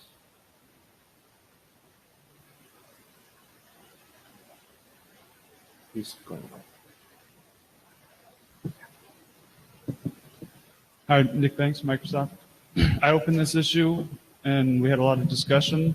Initially, it was essentially stating that in the load balancer statelessly load balancing the long header packets based off of the destination IP address was not possible, but we came up with a solution thanks to Kazuho that you can use the long header source destination connection ID and achieve the results that are needed. So I don't have any further need to keep this open. There's a little bit more discussion, but I'm fine with closing this to no action. Happy to close with no action? Yes. Anyone disagree with that? Okay, I think we'll just do that in the next round of consensus calls. That sounds nice and easy. Thank you very much. Excuse me.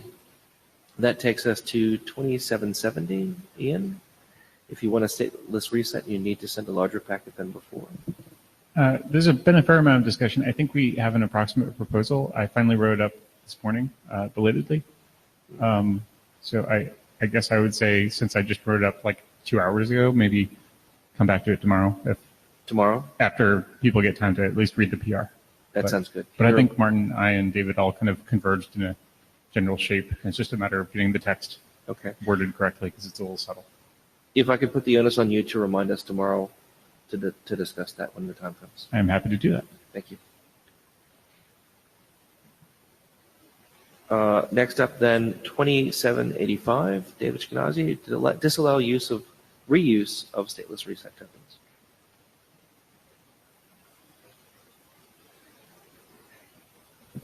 It's me again. So the current spec allows, for each connection ID you have locally, you tell the other side what the corresponding stateless reset token is, so that if you receive something later there, you just send a stateless reset, and they know that it's a valid stateless reset, and they close the connection. At one of the interops, one of the implementation was using all zeros for all their stateless reset tokens. And people were like, oh, this is breaking my code. And then someone added text saying, oh, you can do that. So Martin Thompson added some really good text explaining the downside of doing that, which is mainly that if you reuse them, then there are some things the attacker can do. It loosens the security properties of stateless resets. I was wondering if this is actually useful and if we could just, like, instead of having all the text about, oh, here's the caveats, because this is not a useful feature, just say, no, they have to be different, and we're done.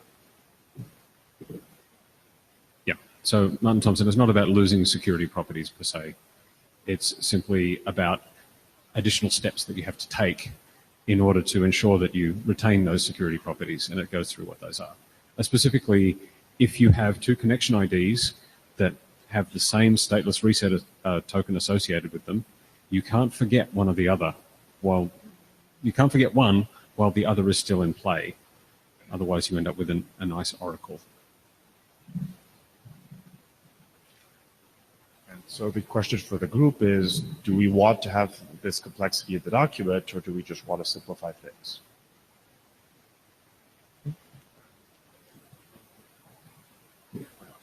Is there any good reason to reuse them?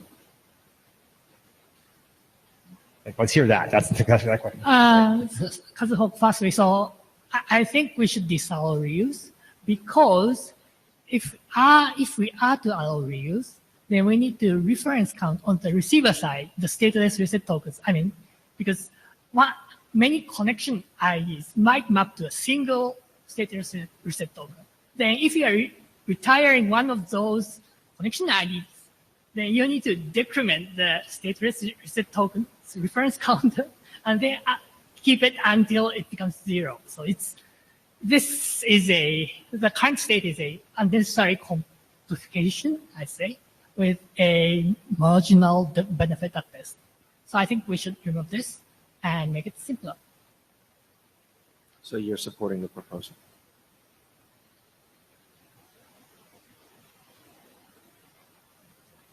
Just for my benefit, did anyone want to speak for the status quo?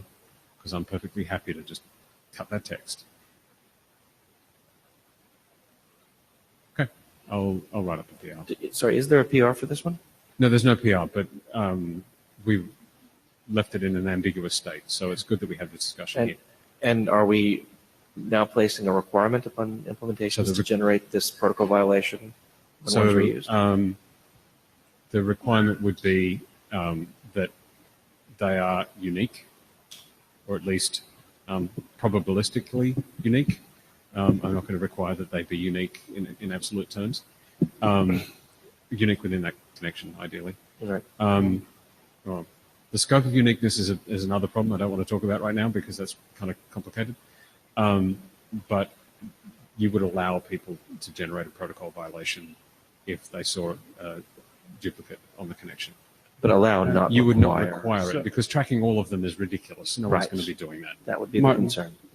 I would suggest maybe that we require a protocol violation if any currently active, if any two currently active at the same time. No, because we do have the possibility of forgetting currently active ones. So, yeah. I was almost there with you for a moment, but yeah. Okay. It sounds like the next step is a PR. We'll go through the normal process. Martin, do you want to write the PR or should I? All right, cool, thanks. You're going to write it, David? Martin said he would. Martin's going to. Can you assign it to yourself, please? Lars is assigning it 2785. Thank you. That takes us to 2741. Revisit initial keys discard. Ecker? Yeah, procedural. This is also stalled on the previous keys thing, so we should probably... Punt tomorrow? Yep. Please bring it up then. Thank you. And we're getting into the assigned issues, so we're going to start asking if there's progress and if we need to reassign these issues. 2534, ECN text disables ECN too aggressively. This was raised by Martin Duke and assigned to Jana. Jana. Jana Inger.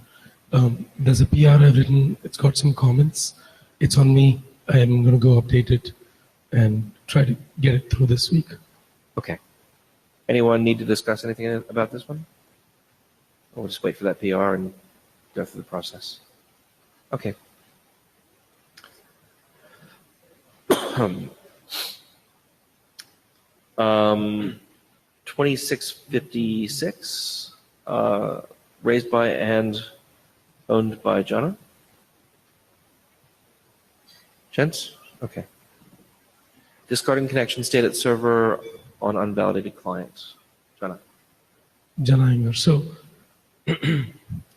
this one, I'm thinking should be marked editorial, but there's a resolution at the end again. There's basically clarification that needs to be added. And this is, yeah, just a sentence or so that I need to add. But it's not a design point. Yes. So you're proposing to flip this issue to editorial? Yes. Okay. If folks have a look at that, if anyone has an issue with that, please bring it up now or on list or to the chairs. Otherwise, we'll flip it to editorial. Martin, you okay with that? Martin Thompson, I will want to check that this is fine, but I'll wait for the PR. Okay. Yeah, we can wait until the PR and then flip it. Okay. We can just remind ourselves that yeah, and I'll get this PR out this week as well. Okay. Maybe record that in the issue that the intent is to flip to editor. Yes, thank you. That takes us to 2541. Clients cannot abandon initial packets while server... See previous discussion about discarding keys. Okay. Various things. That's one of that cluster. Right. 2496, quick version ossification. You got a presentation, Nicker? This has slides. Do you want me there or slides. here? Can we do it in half an hour? Can we do it in 25 minutes? We can introduce it. We should start. Entirely up to the chairs. Well, Well, so we have that one, and we have 1, 2, 3, 4, 5, 9 issues left. They've all been assigned before. I mean, this is the big one, right? So this is one of our last big issues, is this version. So I want maybe push it to tomorrow so we can have the presentation and the discussion without needing to rush, and maybe use the 20 minutes now to pile into the other ones. That's fine with me. The other possibility would be to attempt to do it today on the theory that we don't have any great solutions and people might get someone up with something great overnight, but I'm really happy to do either way. The chair's decision.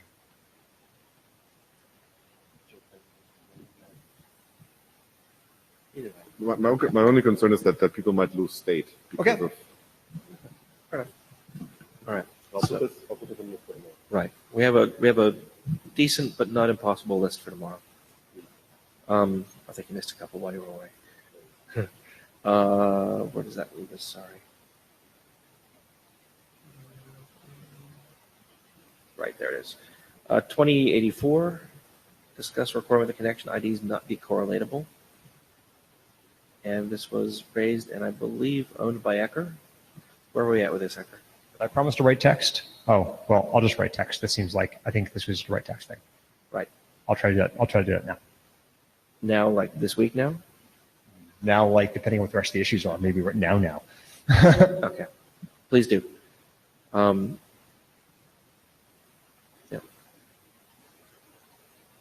2170, embed Quic version and expansion, open by Ecker, owned by MT. I think we came to the conclusion that no action was needed. Martin and I don't agree on the taste, but it's not. It's just status quo bias. Yeah. So I didn't understand that. Close, please. Close, please. Close, please. All right, we'll do that by the normal process. Anyone have any objection to that here in the room? Okay, we'll take it to the list, do a consensus call. Thank you.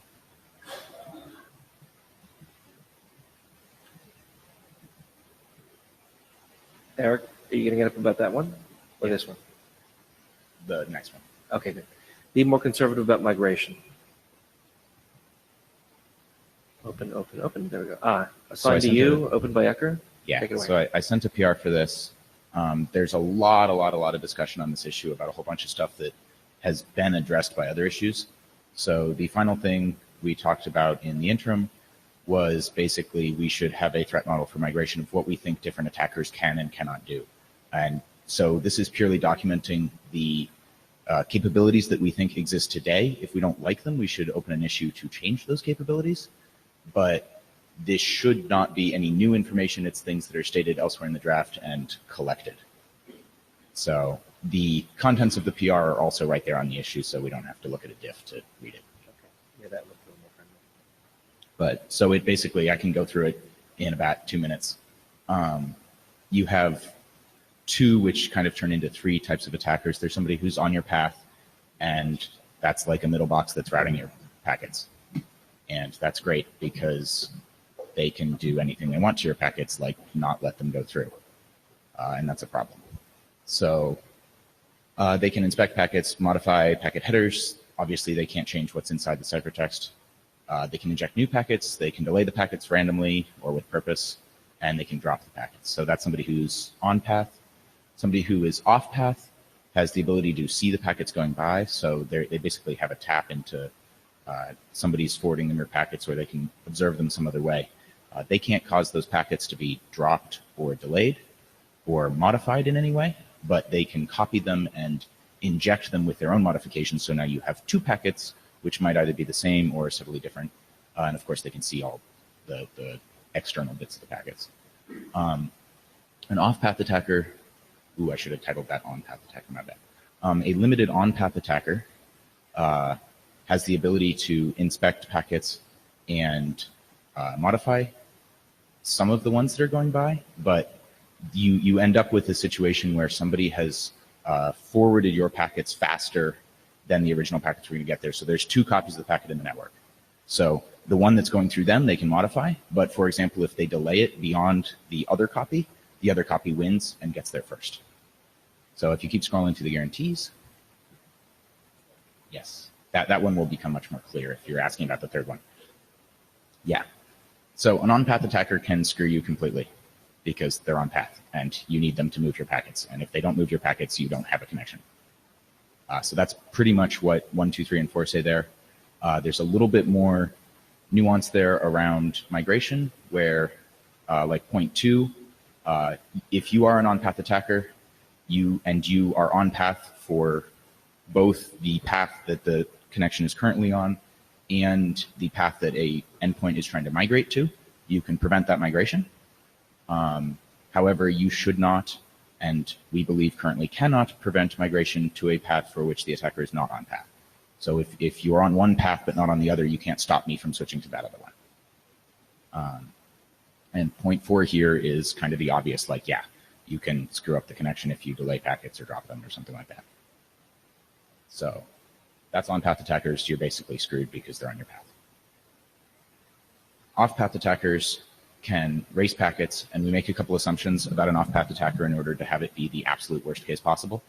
So an off-path attacker, we're going to, for now, assume has some magical better route to your actual destination, where they can race 100% of your packets and have 100% of those packets get to the server first. We're also going to assume that they have unlimited resources to do things like attack NATs and cause you to rebind and take over your old port on that NAT and get super lucky about which port they end up with. And so we're basically looking for the worst possible thing that could have happened. And in that worst possible case, and we believe it's a fairly rare case, but it is possible that an off-path attacker can take your packets and offer you improved routing to your endpoint, and they can then become what I've named the limited on-path attacker. So they can do that, yeah. I'm sorry, I feel like I'm losing the plot here. An off-path attacker doesn't get copies of your packets, right? They do. Okay, I'm sorry, that's the part. So it's not off-path in the conventional sense. Sorry, yes. No, that's fine. And we should indeed rename it, because there's some other text in here about the difference between an active and a passive attack. And yes, thank you, Gory.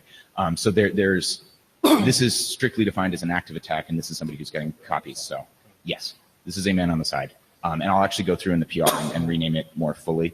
I have a reference to the definitions of those names, and I use them in one place, but it'd be nice to use them everywhere consistently. So yeah, so let's see. Point 2 here, your off-path attacker can forward packets and offer you improved routing, and you will use that improved routing.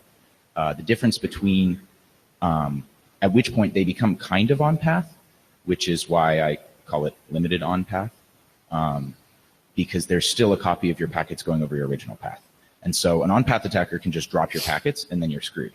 A limited on-path attacker can drop your packets, and you're just fine, because the original copy still gets there. So that's the difference there. So for example, if I'm sitting here on the side and forwarding all your packets, I can delay them to slow you down, only as slow as the original one until I start losing the race. And this gets kind of finicky and tricky, so we can draw some pictures and stuff. But let's see. So an off-path attacker should not be able to cause a connection to just straight up close. They should not be able to cause migration to a new path to fail if they can't also observe and get copies and raise packets for the new path. If they can observe that, they can become a limited on-path attacker if you migrate to that new path. And they can also attack a NAT, and that's a pretty gnarly attack there. Yes. In the interest of time, That's maybe the last point. So we're good. Well, then pretty much all of those attacks are already described in the text. This just collects them all into one place. Okay. So that is actually the last point. Thanks. Have people had a chance to look at this? Probably not. It was last night. Very recent? Okay. So what we might do is let folks have a chance to catch up with it. And then if there's no further comment, we'll go ahead and see if we can get consensus on the list. Any other thoughts about it right now? Okay. Thanks for doing that, Eric. Next up, Articulate Principles of Definition of Error Codes, 2388, opened by MT and owned by MT. There is a pull request for this one. Okay, good. I would like feedback on that one. 2880. Yeah. I got some positive feedback. None of it was particularly negative, I don't think, although there was a request to do the same for HTTP. HTTP has the distinction of having both connection and stream level error codes. And so it would be slightly expanded text. Okay. But this both defines what the principles are and also expands on some of the error handling advice, I guess, we have in the document. So this was about, the PR is about 2 weeks old. Yeah, something like Do you that. think it's ready for proposal ready?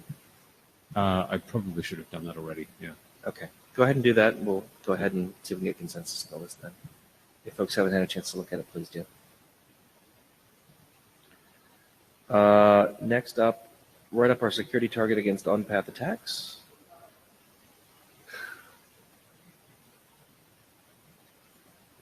This is what Eric was just talking about. 11 hours ago. Oh, okay. It's the same, it's effectively the same text, isn't it? It's almost the same text. There was some discussion at the previous interim about Ecker building on top of this with some of the other sections that are in there. So there's some TBD in the PR for like, here's a bucket, but that should probably have a separate issue than that one. Sorry, there was a lot of noise. Did you say it's ready or not? The current PR covers the migration cases here. My understanding of this issue is it's a security target against an on-path attack for during things like the handshake, etc. And so the current text that is being added has a section for handshake, and the contents is TBD, with the intent that this issue or a similar issue to be written by somebody in line behind me can fill that in. Okay. Yeah, I can take that and do that relatively quickly. I needed a taxonomy for it, which I had kind of half in my head, which now Eric has done, and so like I can build on that quite quickly. So I'll review his and then write some sections. It sounds like I was writing a new section rather than a PR or whatever. Okay. So we'll wait for that. 2205, Jana? Artist act and act frame must not decrease. Ian Sweat, Google. I think we decided that we didn't want to do anything about this. I think this is closed with no action unless I miss. Is that correct, Jana? Can you give me a thumbs up, or do you not remember? So Ian, doesn't this go to the ECN problem that Jana had on his Oh, but don't we have a separate issue for that? Yes, we do. We just discussed it, and Jana said that it was in progress. But Okay. I think this was the fix to that problem. Is that right? Can you remind me, Jana? I think the conclusion was that we were not going to change this issue, but we were going to document the ECN issue. So no design change on this issue.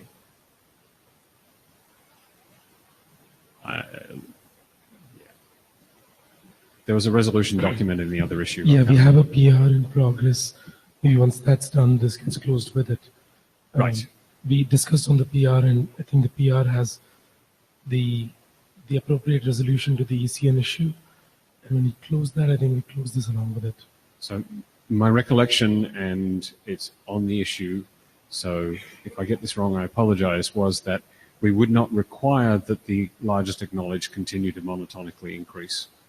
But we would highlight the fact that if it does not, then you run the risk of disabling ECN. And so there would be an encouragement to have the value increase. This is to accommodate all of those absurdly limited devices that only send an acknowledgement for a single packet and things like that. Yeah, So, we're going to add a should there and basically say, spell out the consequences if Right. you don't follow the should. Okay. Is there anything useful for the working group to discuss right now? No. Do we have a proposal? Yeah, we. What was useful was airing that and seeing Gory nod, and that was worth the time we spent, I think.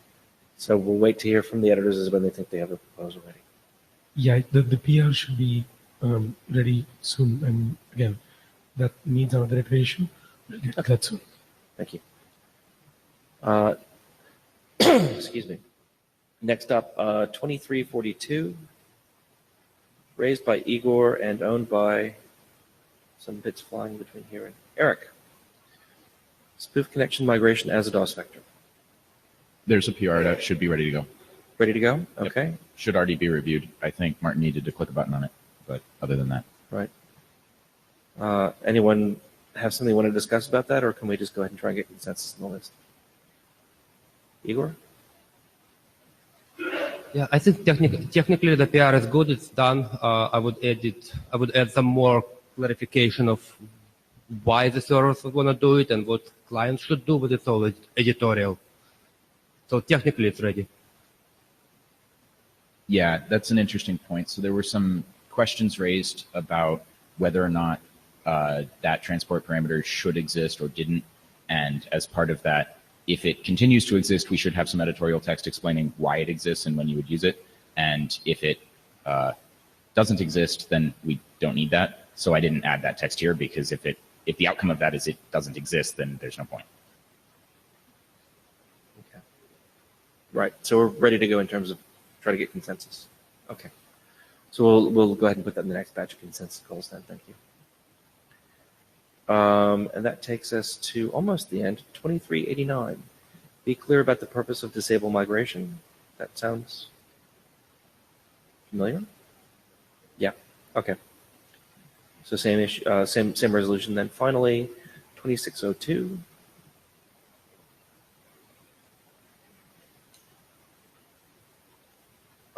Raised by Jana, assigned to Ian. Idle timeout needs a more description.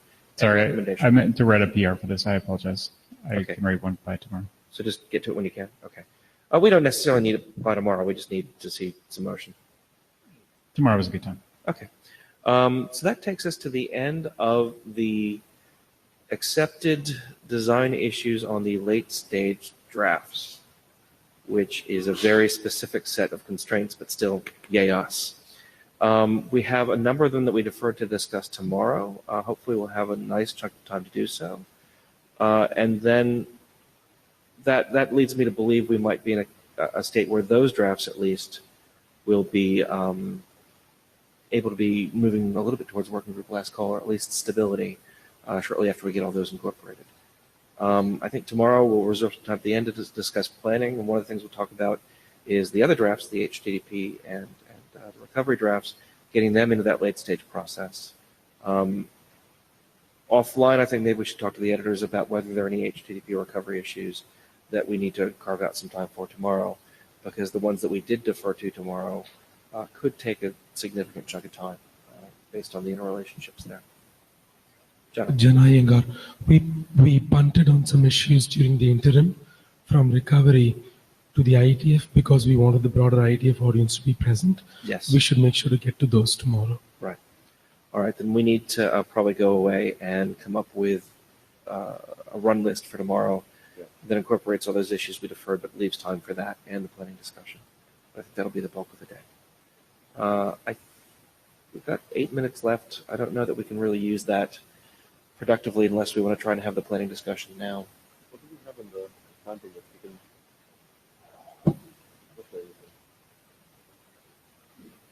I remember there was a request, but I don't think you've got slides.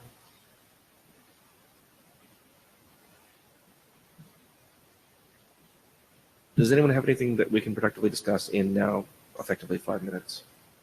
Sure.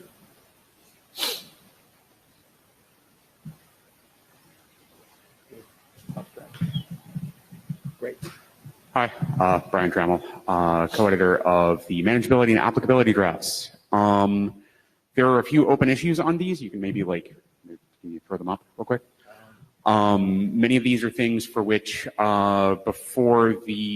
before the draft deadline, Miri and I went through and basically put some text in for them. There are some that we will need some help from people. You will see that aside from one of these, which is assigned to, I think that's the picture that means Ian Sweat. Aside from two of these, there are not people assigned. We may be coming to some of you in the hallways and press ganging you into providing us some text for these. If you would like to look through this issue list and see if you can volunteer to add some text, that would be even more pleasant for us and for you. Thank you very much. Thank you, Brian. I think it's easy for people to forget that we have these drafts. They are becoming more important, and I think we'll be spending more time on them as the base drafts settle down. So expect to see these more in the next couple of meetings. And we can take a minute or two also to talk about sort of what the plan would be now going forward for the working group, right? I mean, we still have quite quite a few issues open. That's all we did today, and we didn't get through them all. There's also still quite a longer list of editorial issues. Some of them are not, spelling fixes, but actually require some work. So there's some work will need to happen on the draft still, but we hope that once that the design issues are more or less done, we can, the hope is that the drafts enter a period of stability where maybe editorial stuff gets fixed, but we're not hopefully going to do more design work, and that allows the implementations to catch up. Hopefully this could be after the September-October interim. So we will say what we said before, that maybe in Singapore, if that plan pans out, we can actually spend the session on some things that are not V1 related. And there's quite a few proposals around. I think the ones that certainly seems to draw a lot of interest inside the IETF is things related to RTC Web. There was the whole dispatch thing yesterday, but there's other things that we have, for example, multipath as an item on our charter, which is, it feels like this will be a much harder, much longer term thing, and it's also maybe not quite as urgently needed as the RTC stuff. But RTC could be a topic that we spend a session on in Singapore if you guys stop opening new design issues for a moment. Eric. Eric Kinnear, Apple. There's also the Quic LB draft, which in my mind is kind of coming with V1, not with the stuff after, and we should probably give that some airtime and ask people to read it. Correct. Because that's another one that we've maybe been forgetting exists. Yeah, that is one that sort of, I feel that this has a natural home in this working group, while the RTC web discussion is a much larger one, right? And there will certainly be, most pieces probably will not be in this working group. Yes. Yeah, but by saying we'll spend some time talking about something like RTC web, it doesn't mean that work will be done here. It just means that we'll start to have a discussion with the community.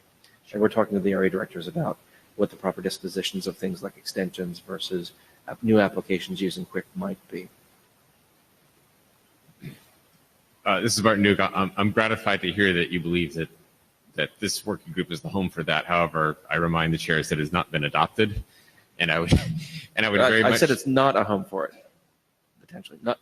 We still haven't decided what the disposition for things like extensions and new applications using Quic are going to be. Oh, Quic LB specifically. Oh, Quic LB specifically, sure. Yes. So, I not probably in Montreal, but I would like certainly in the interim to get some time to discuss it with the group and move for adoption, and then we can iterate further off of there. I think it's important that it at least be an adopted document before we go to RFC with V1, so that people have guidance on how to do this.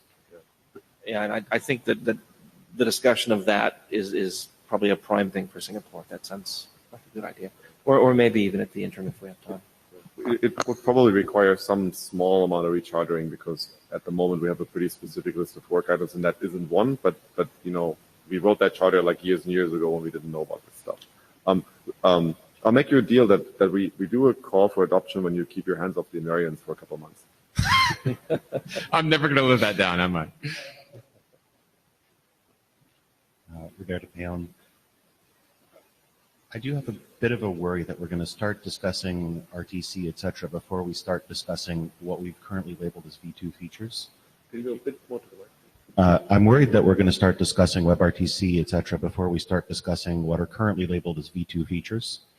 Either getting V2 chartered or something like that would be a really good idea before we start discussing WebRTC and Quic in particular.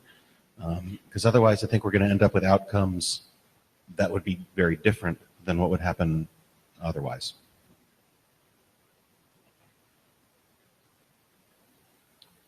Jana Iyengar, I don't think that the Quic LB draft needs a change in the charter.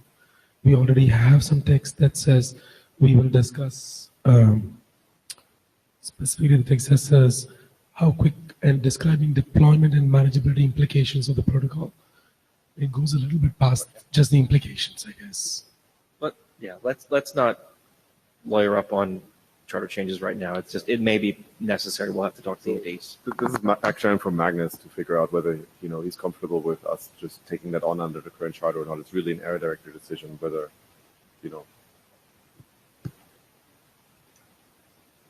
Anything else for today? Okay, we'll see everyone tomorrow, hopefully, and continue the good pace of work. Thank you. Oh, that's premature. You haven't signed the blue sheets yet. You can come up, and you can also bring them. At least one of them is still out there somewhere.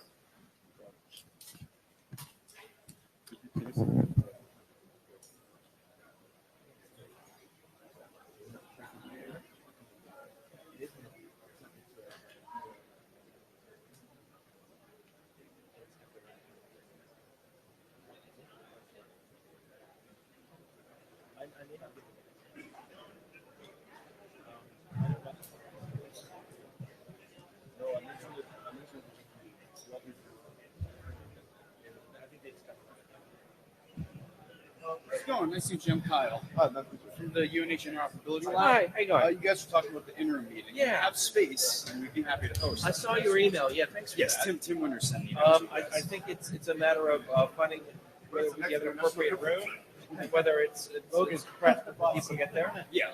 What's your nearest major airport? Logan in Boston. Boston. And how long does it take to get there? 45 minutes, hour? 45 minutes.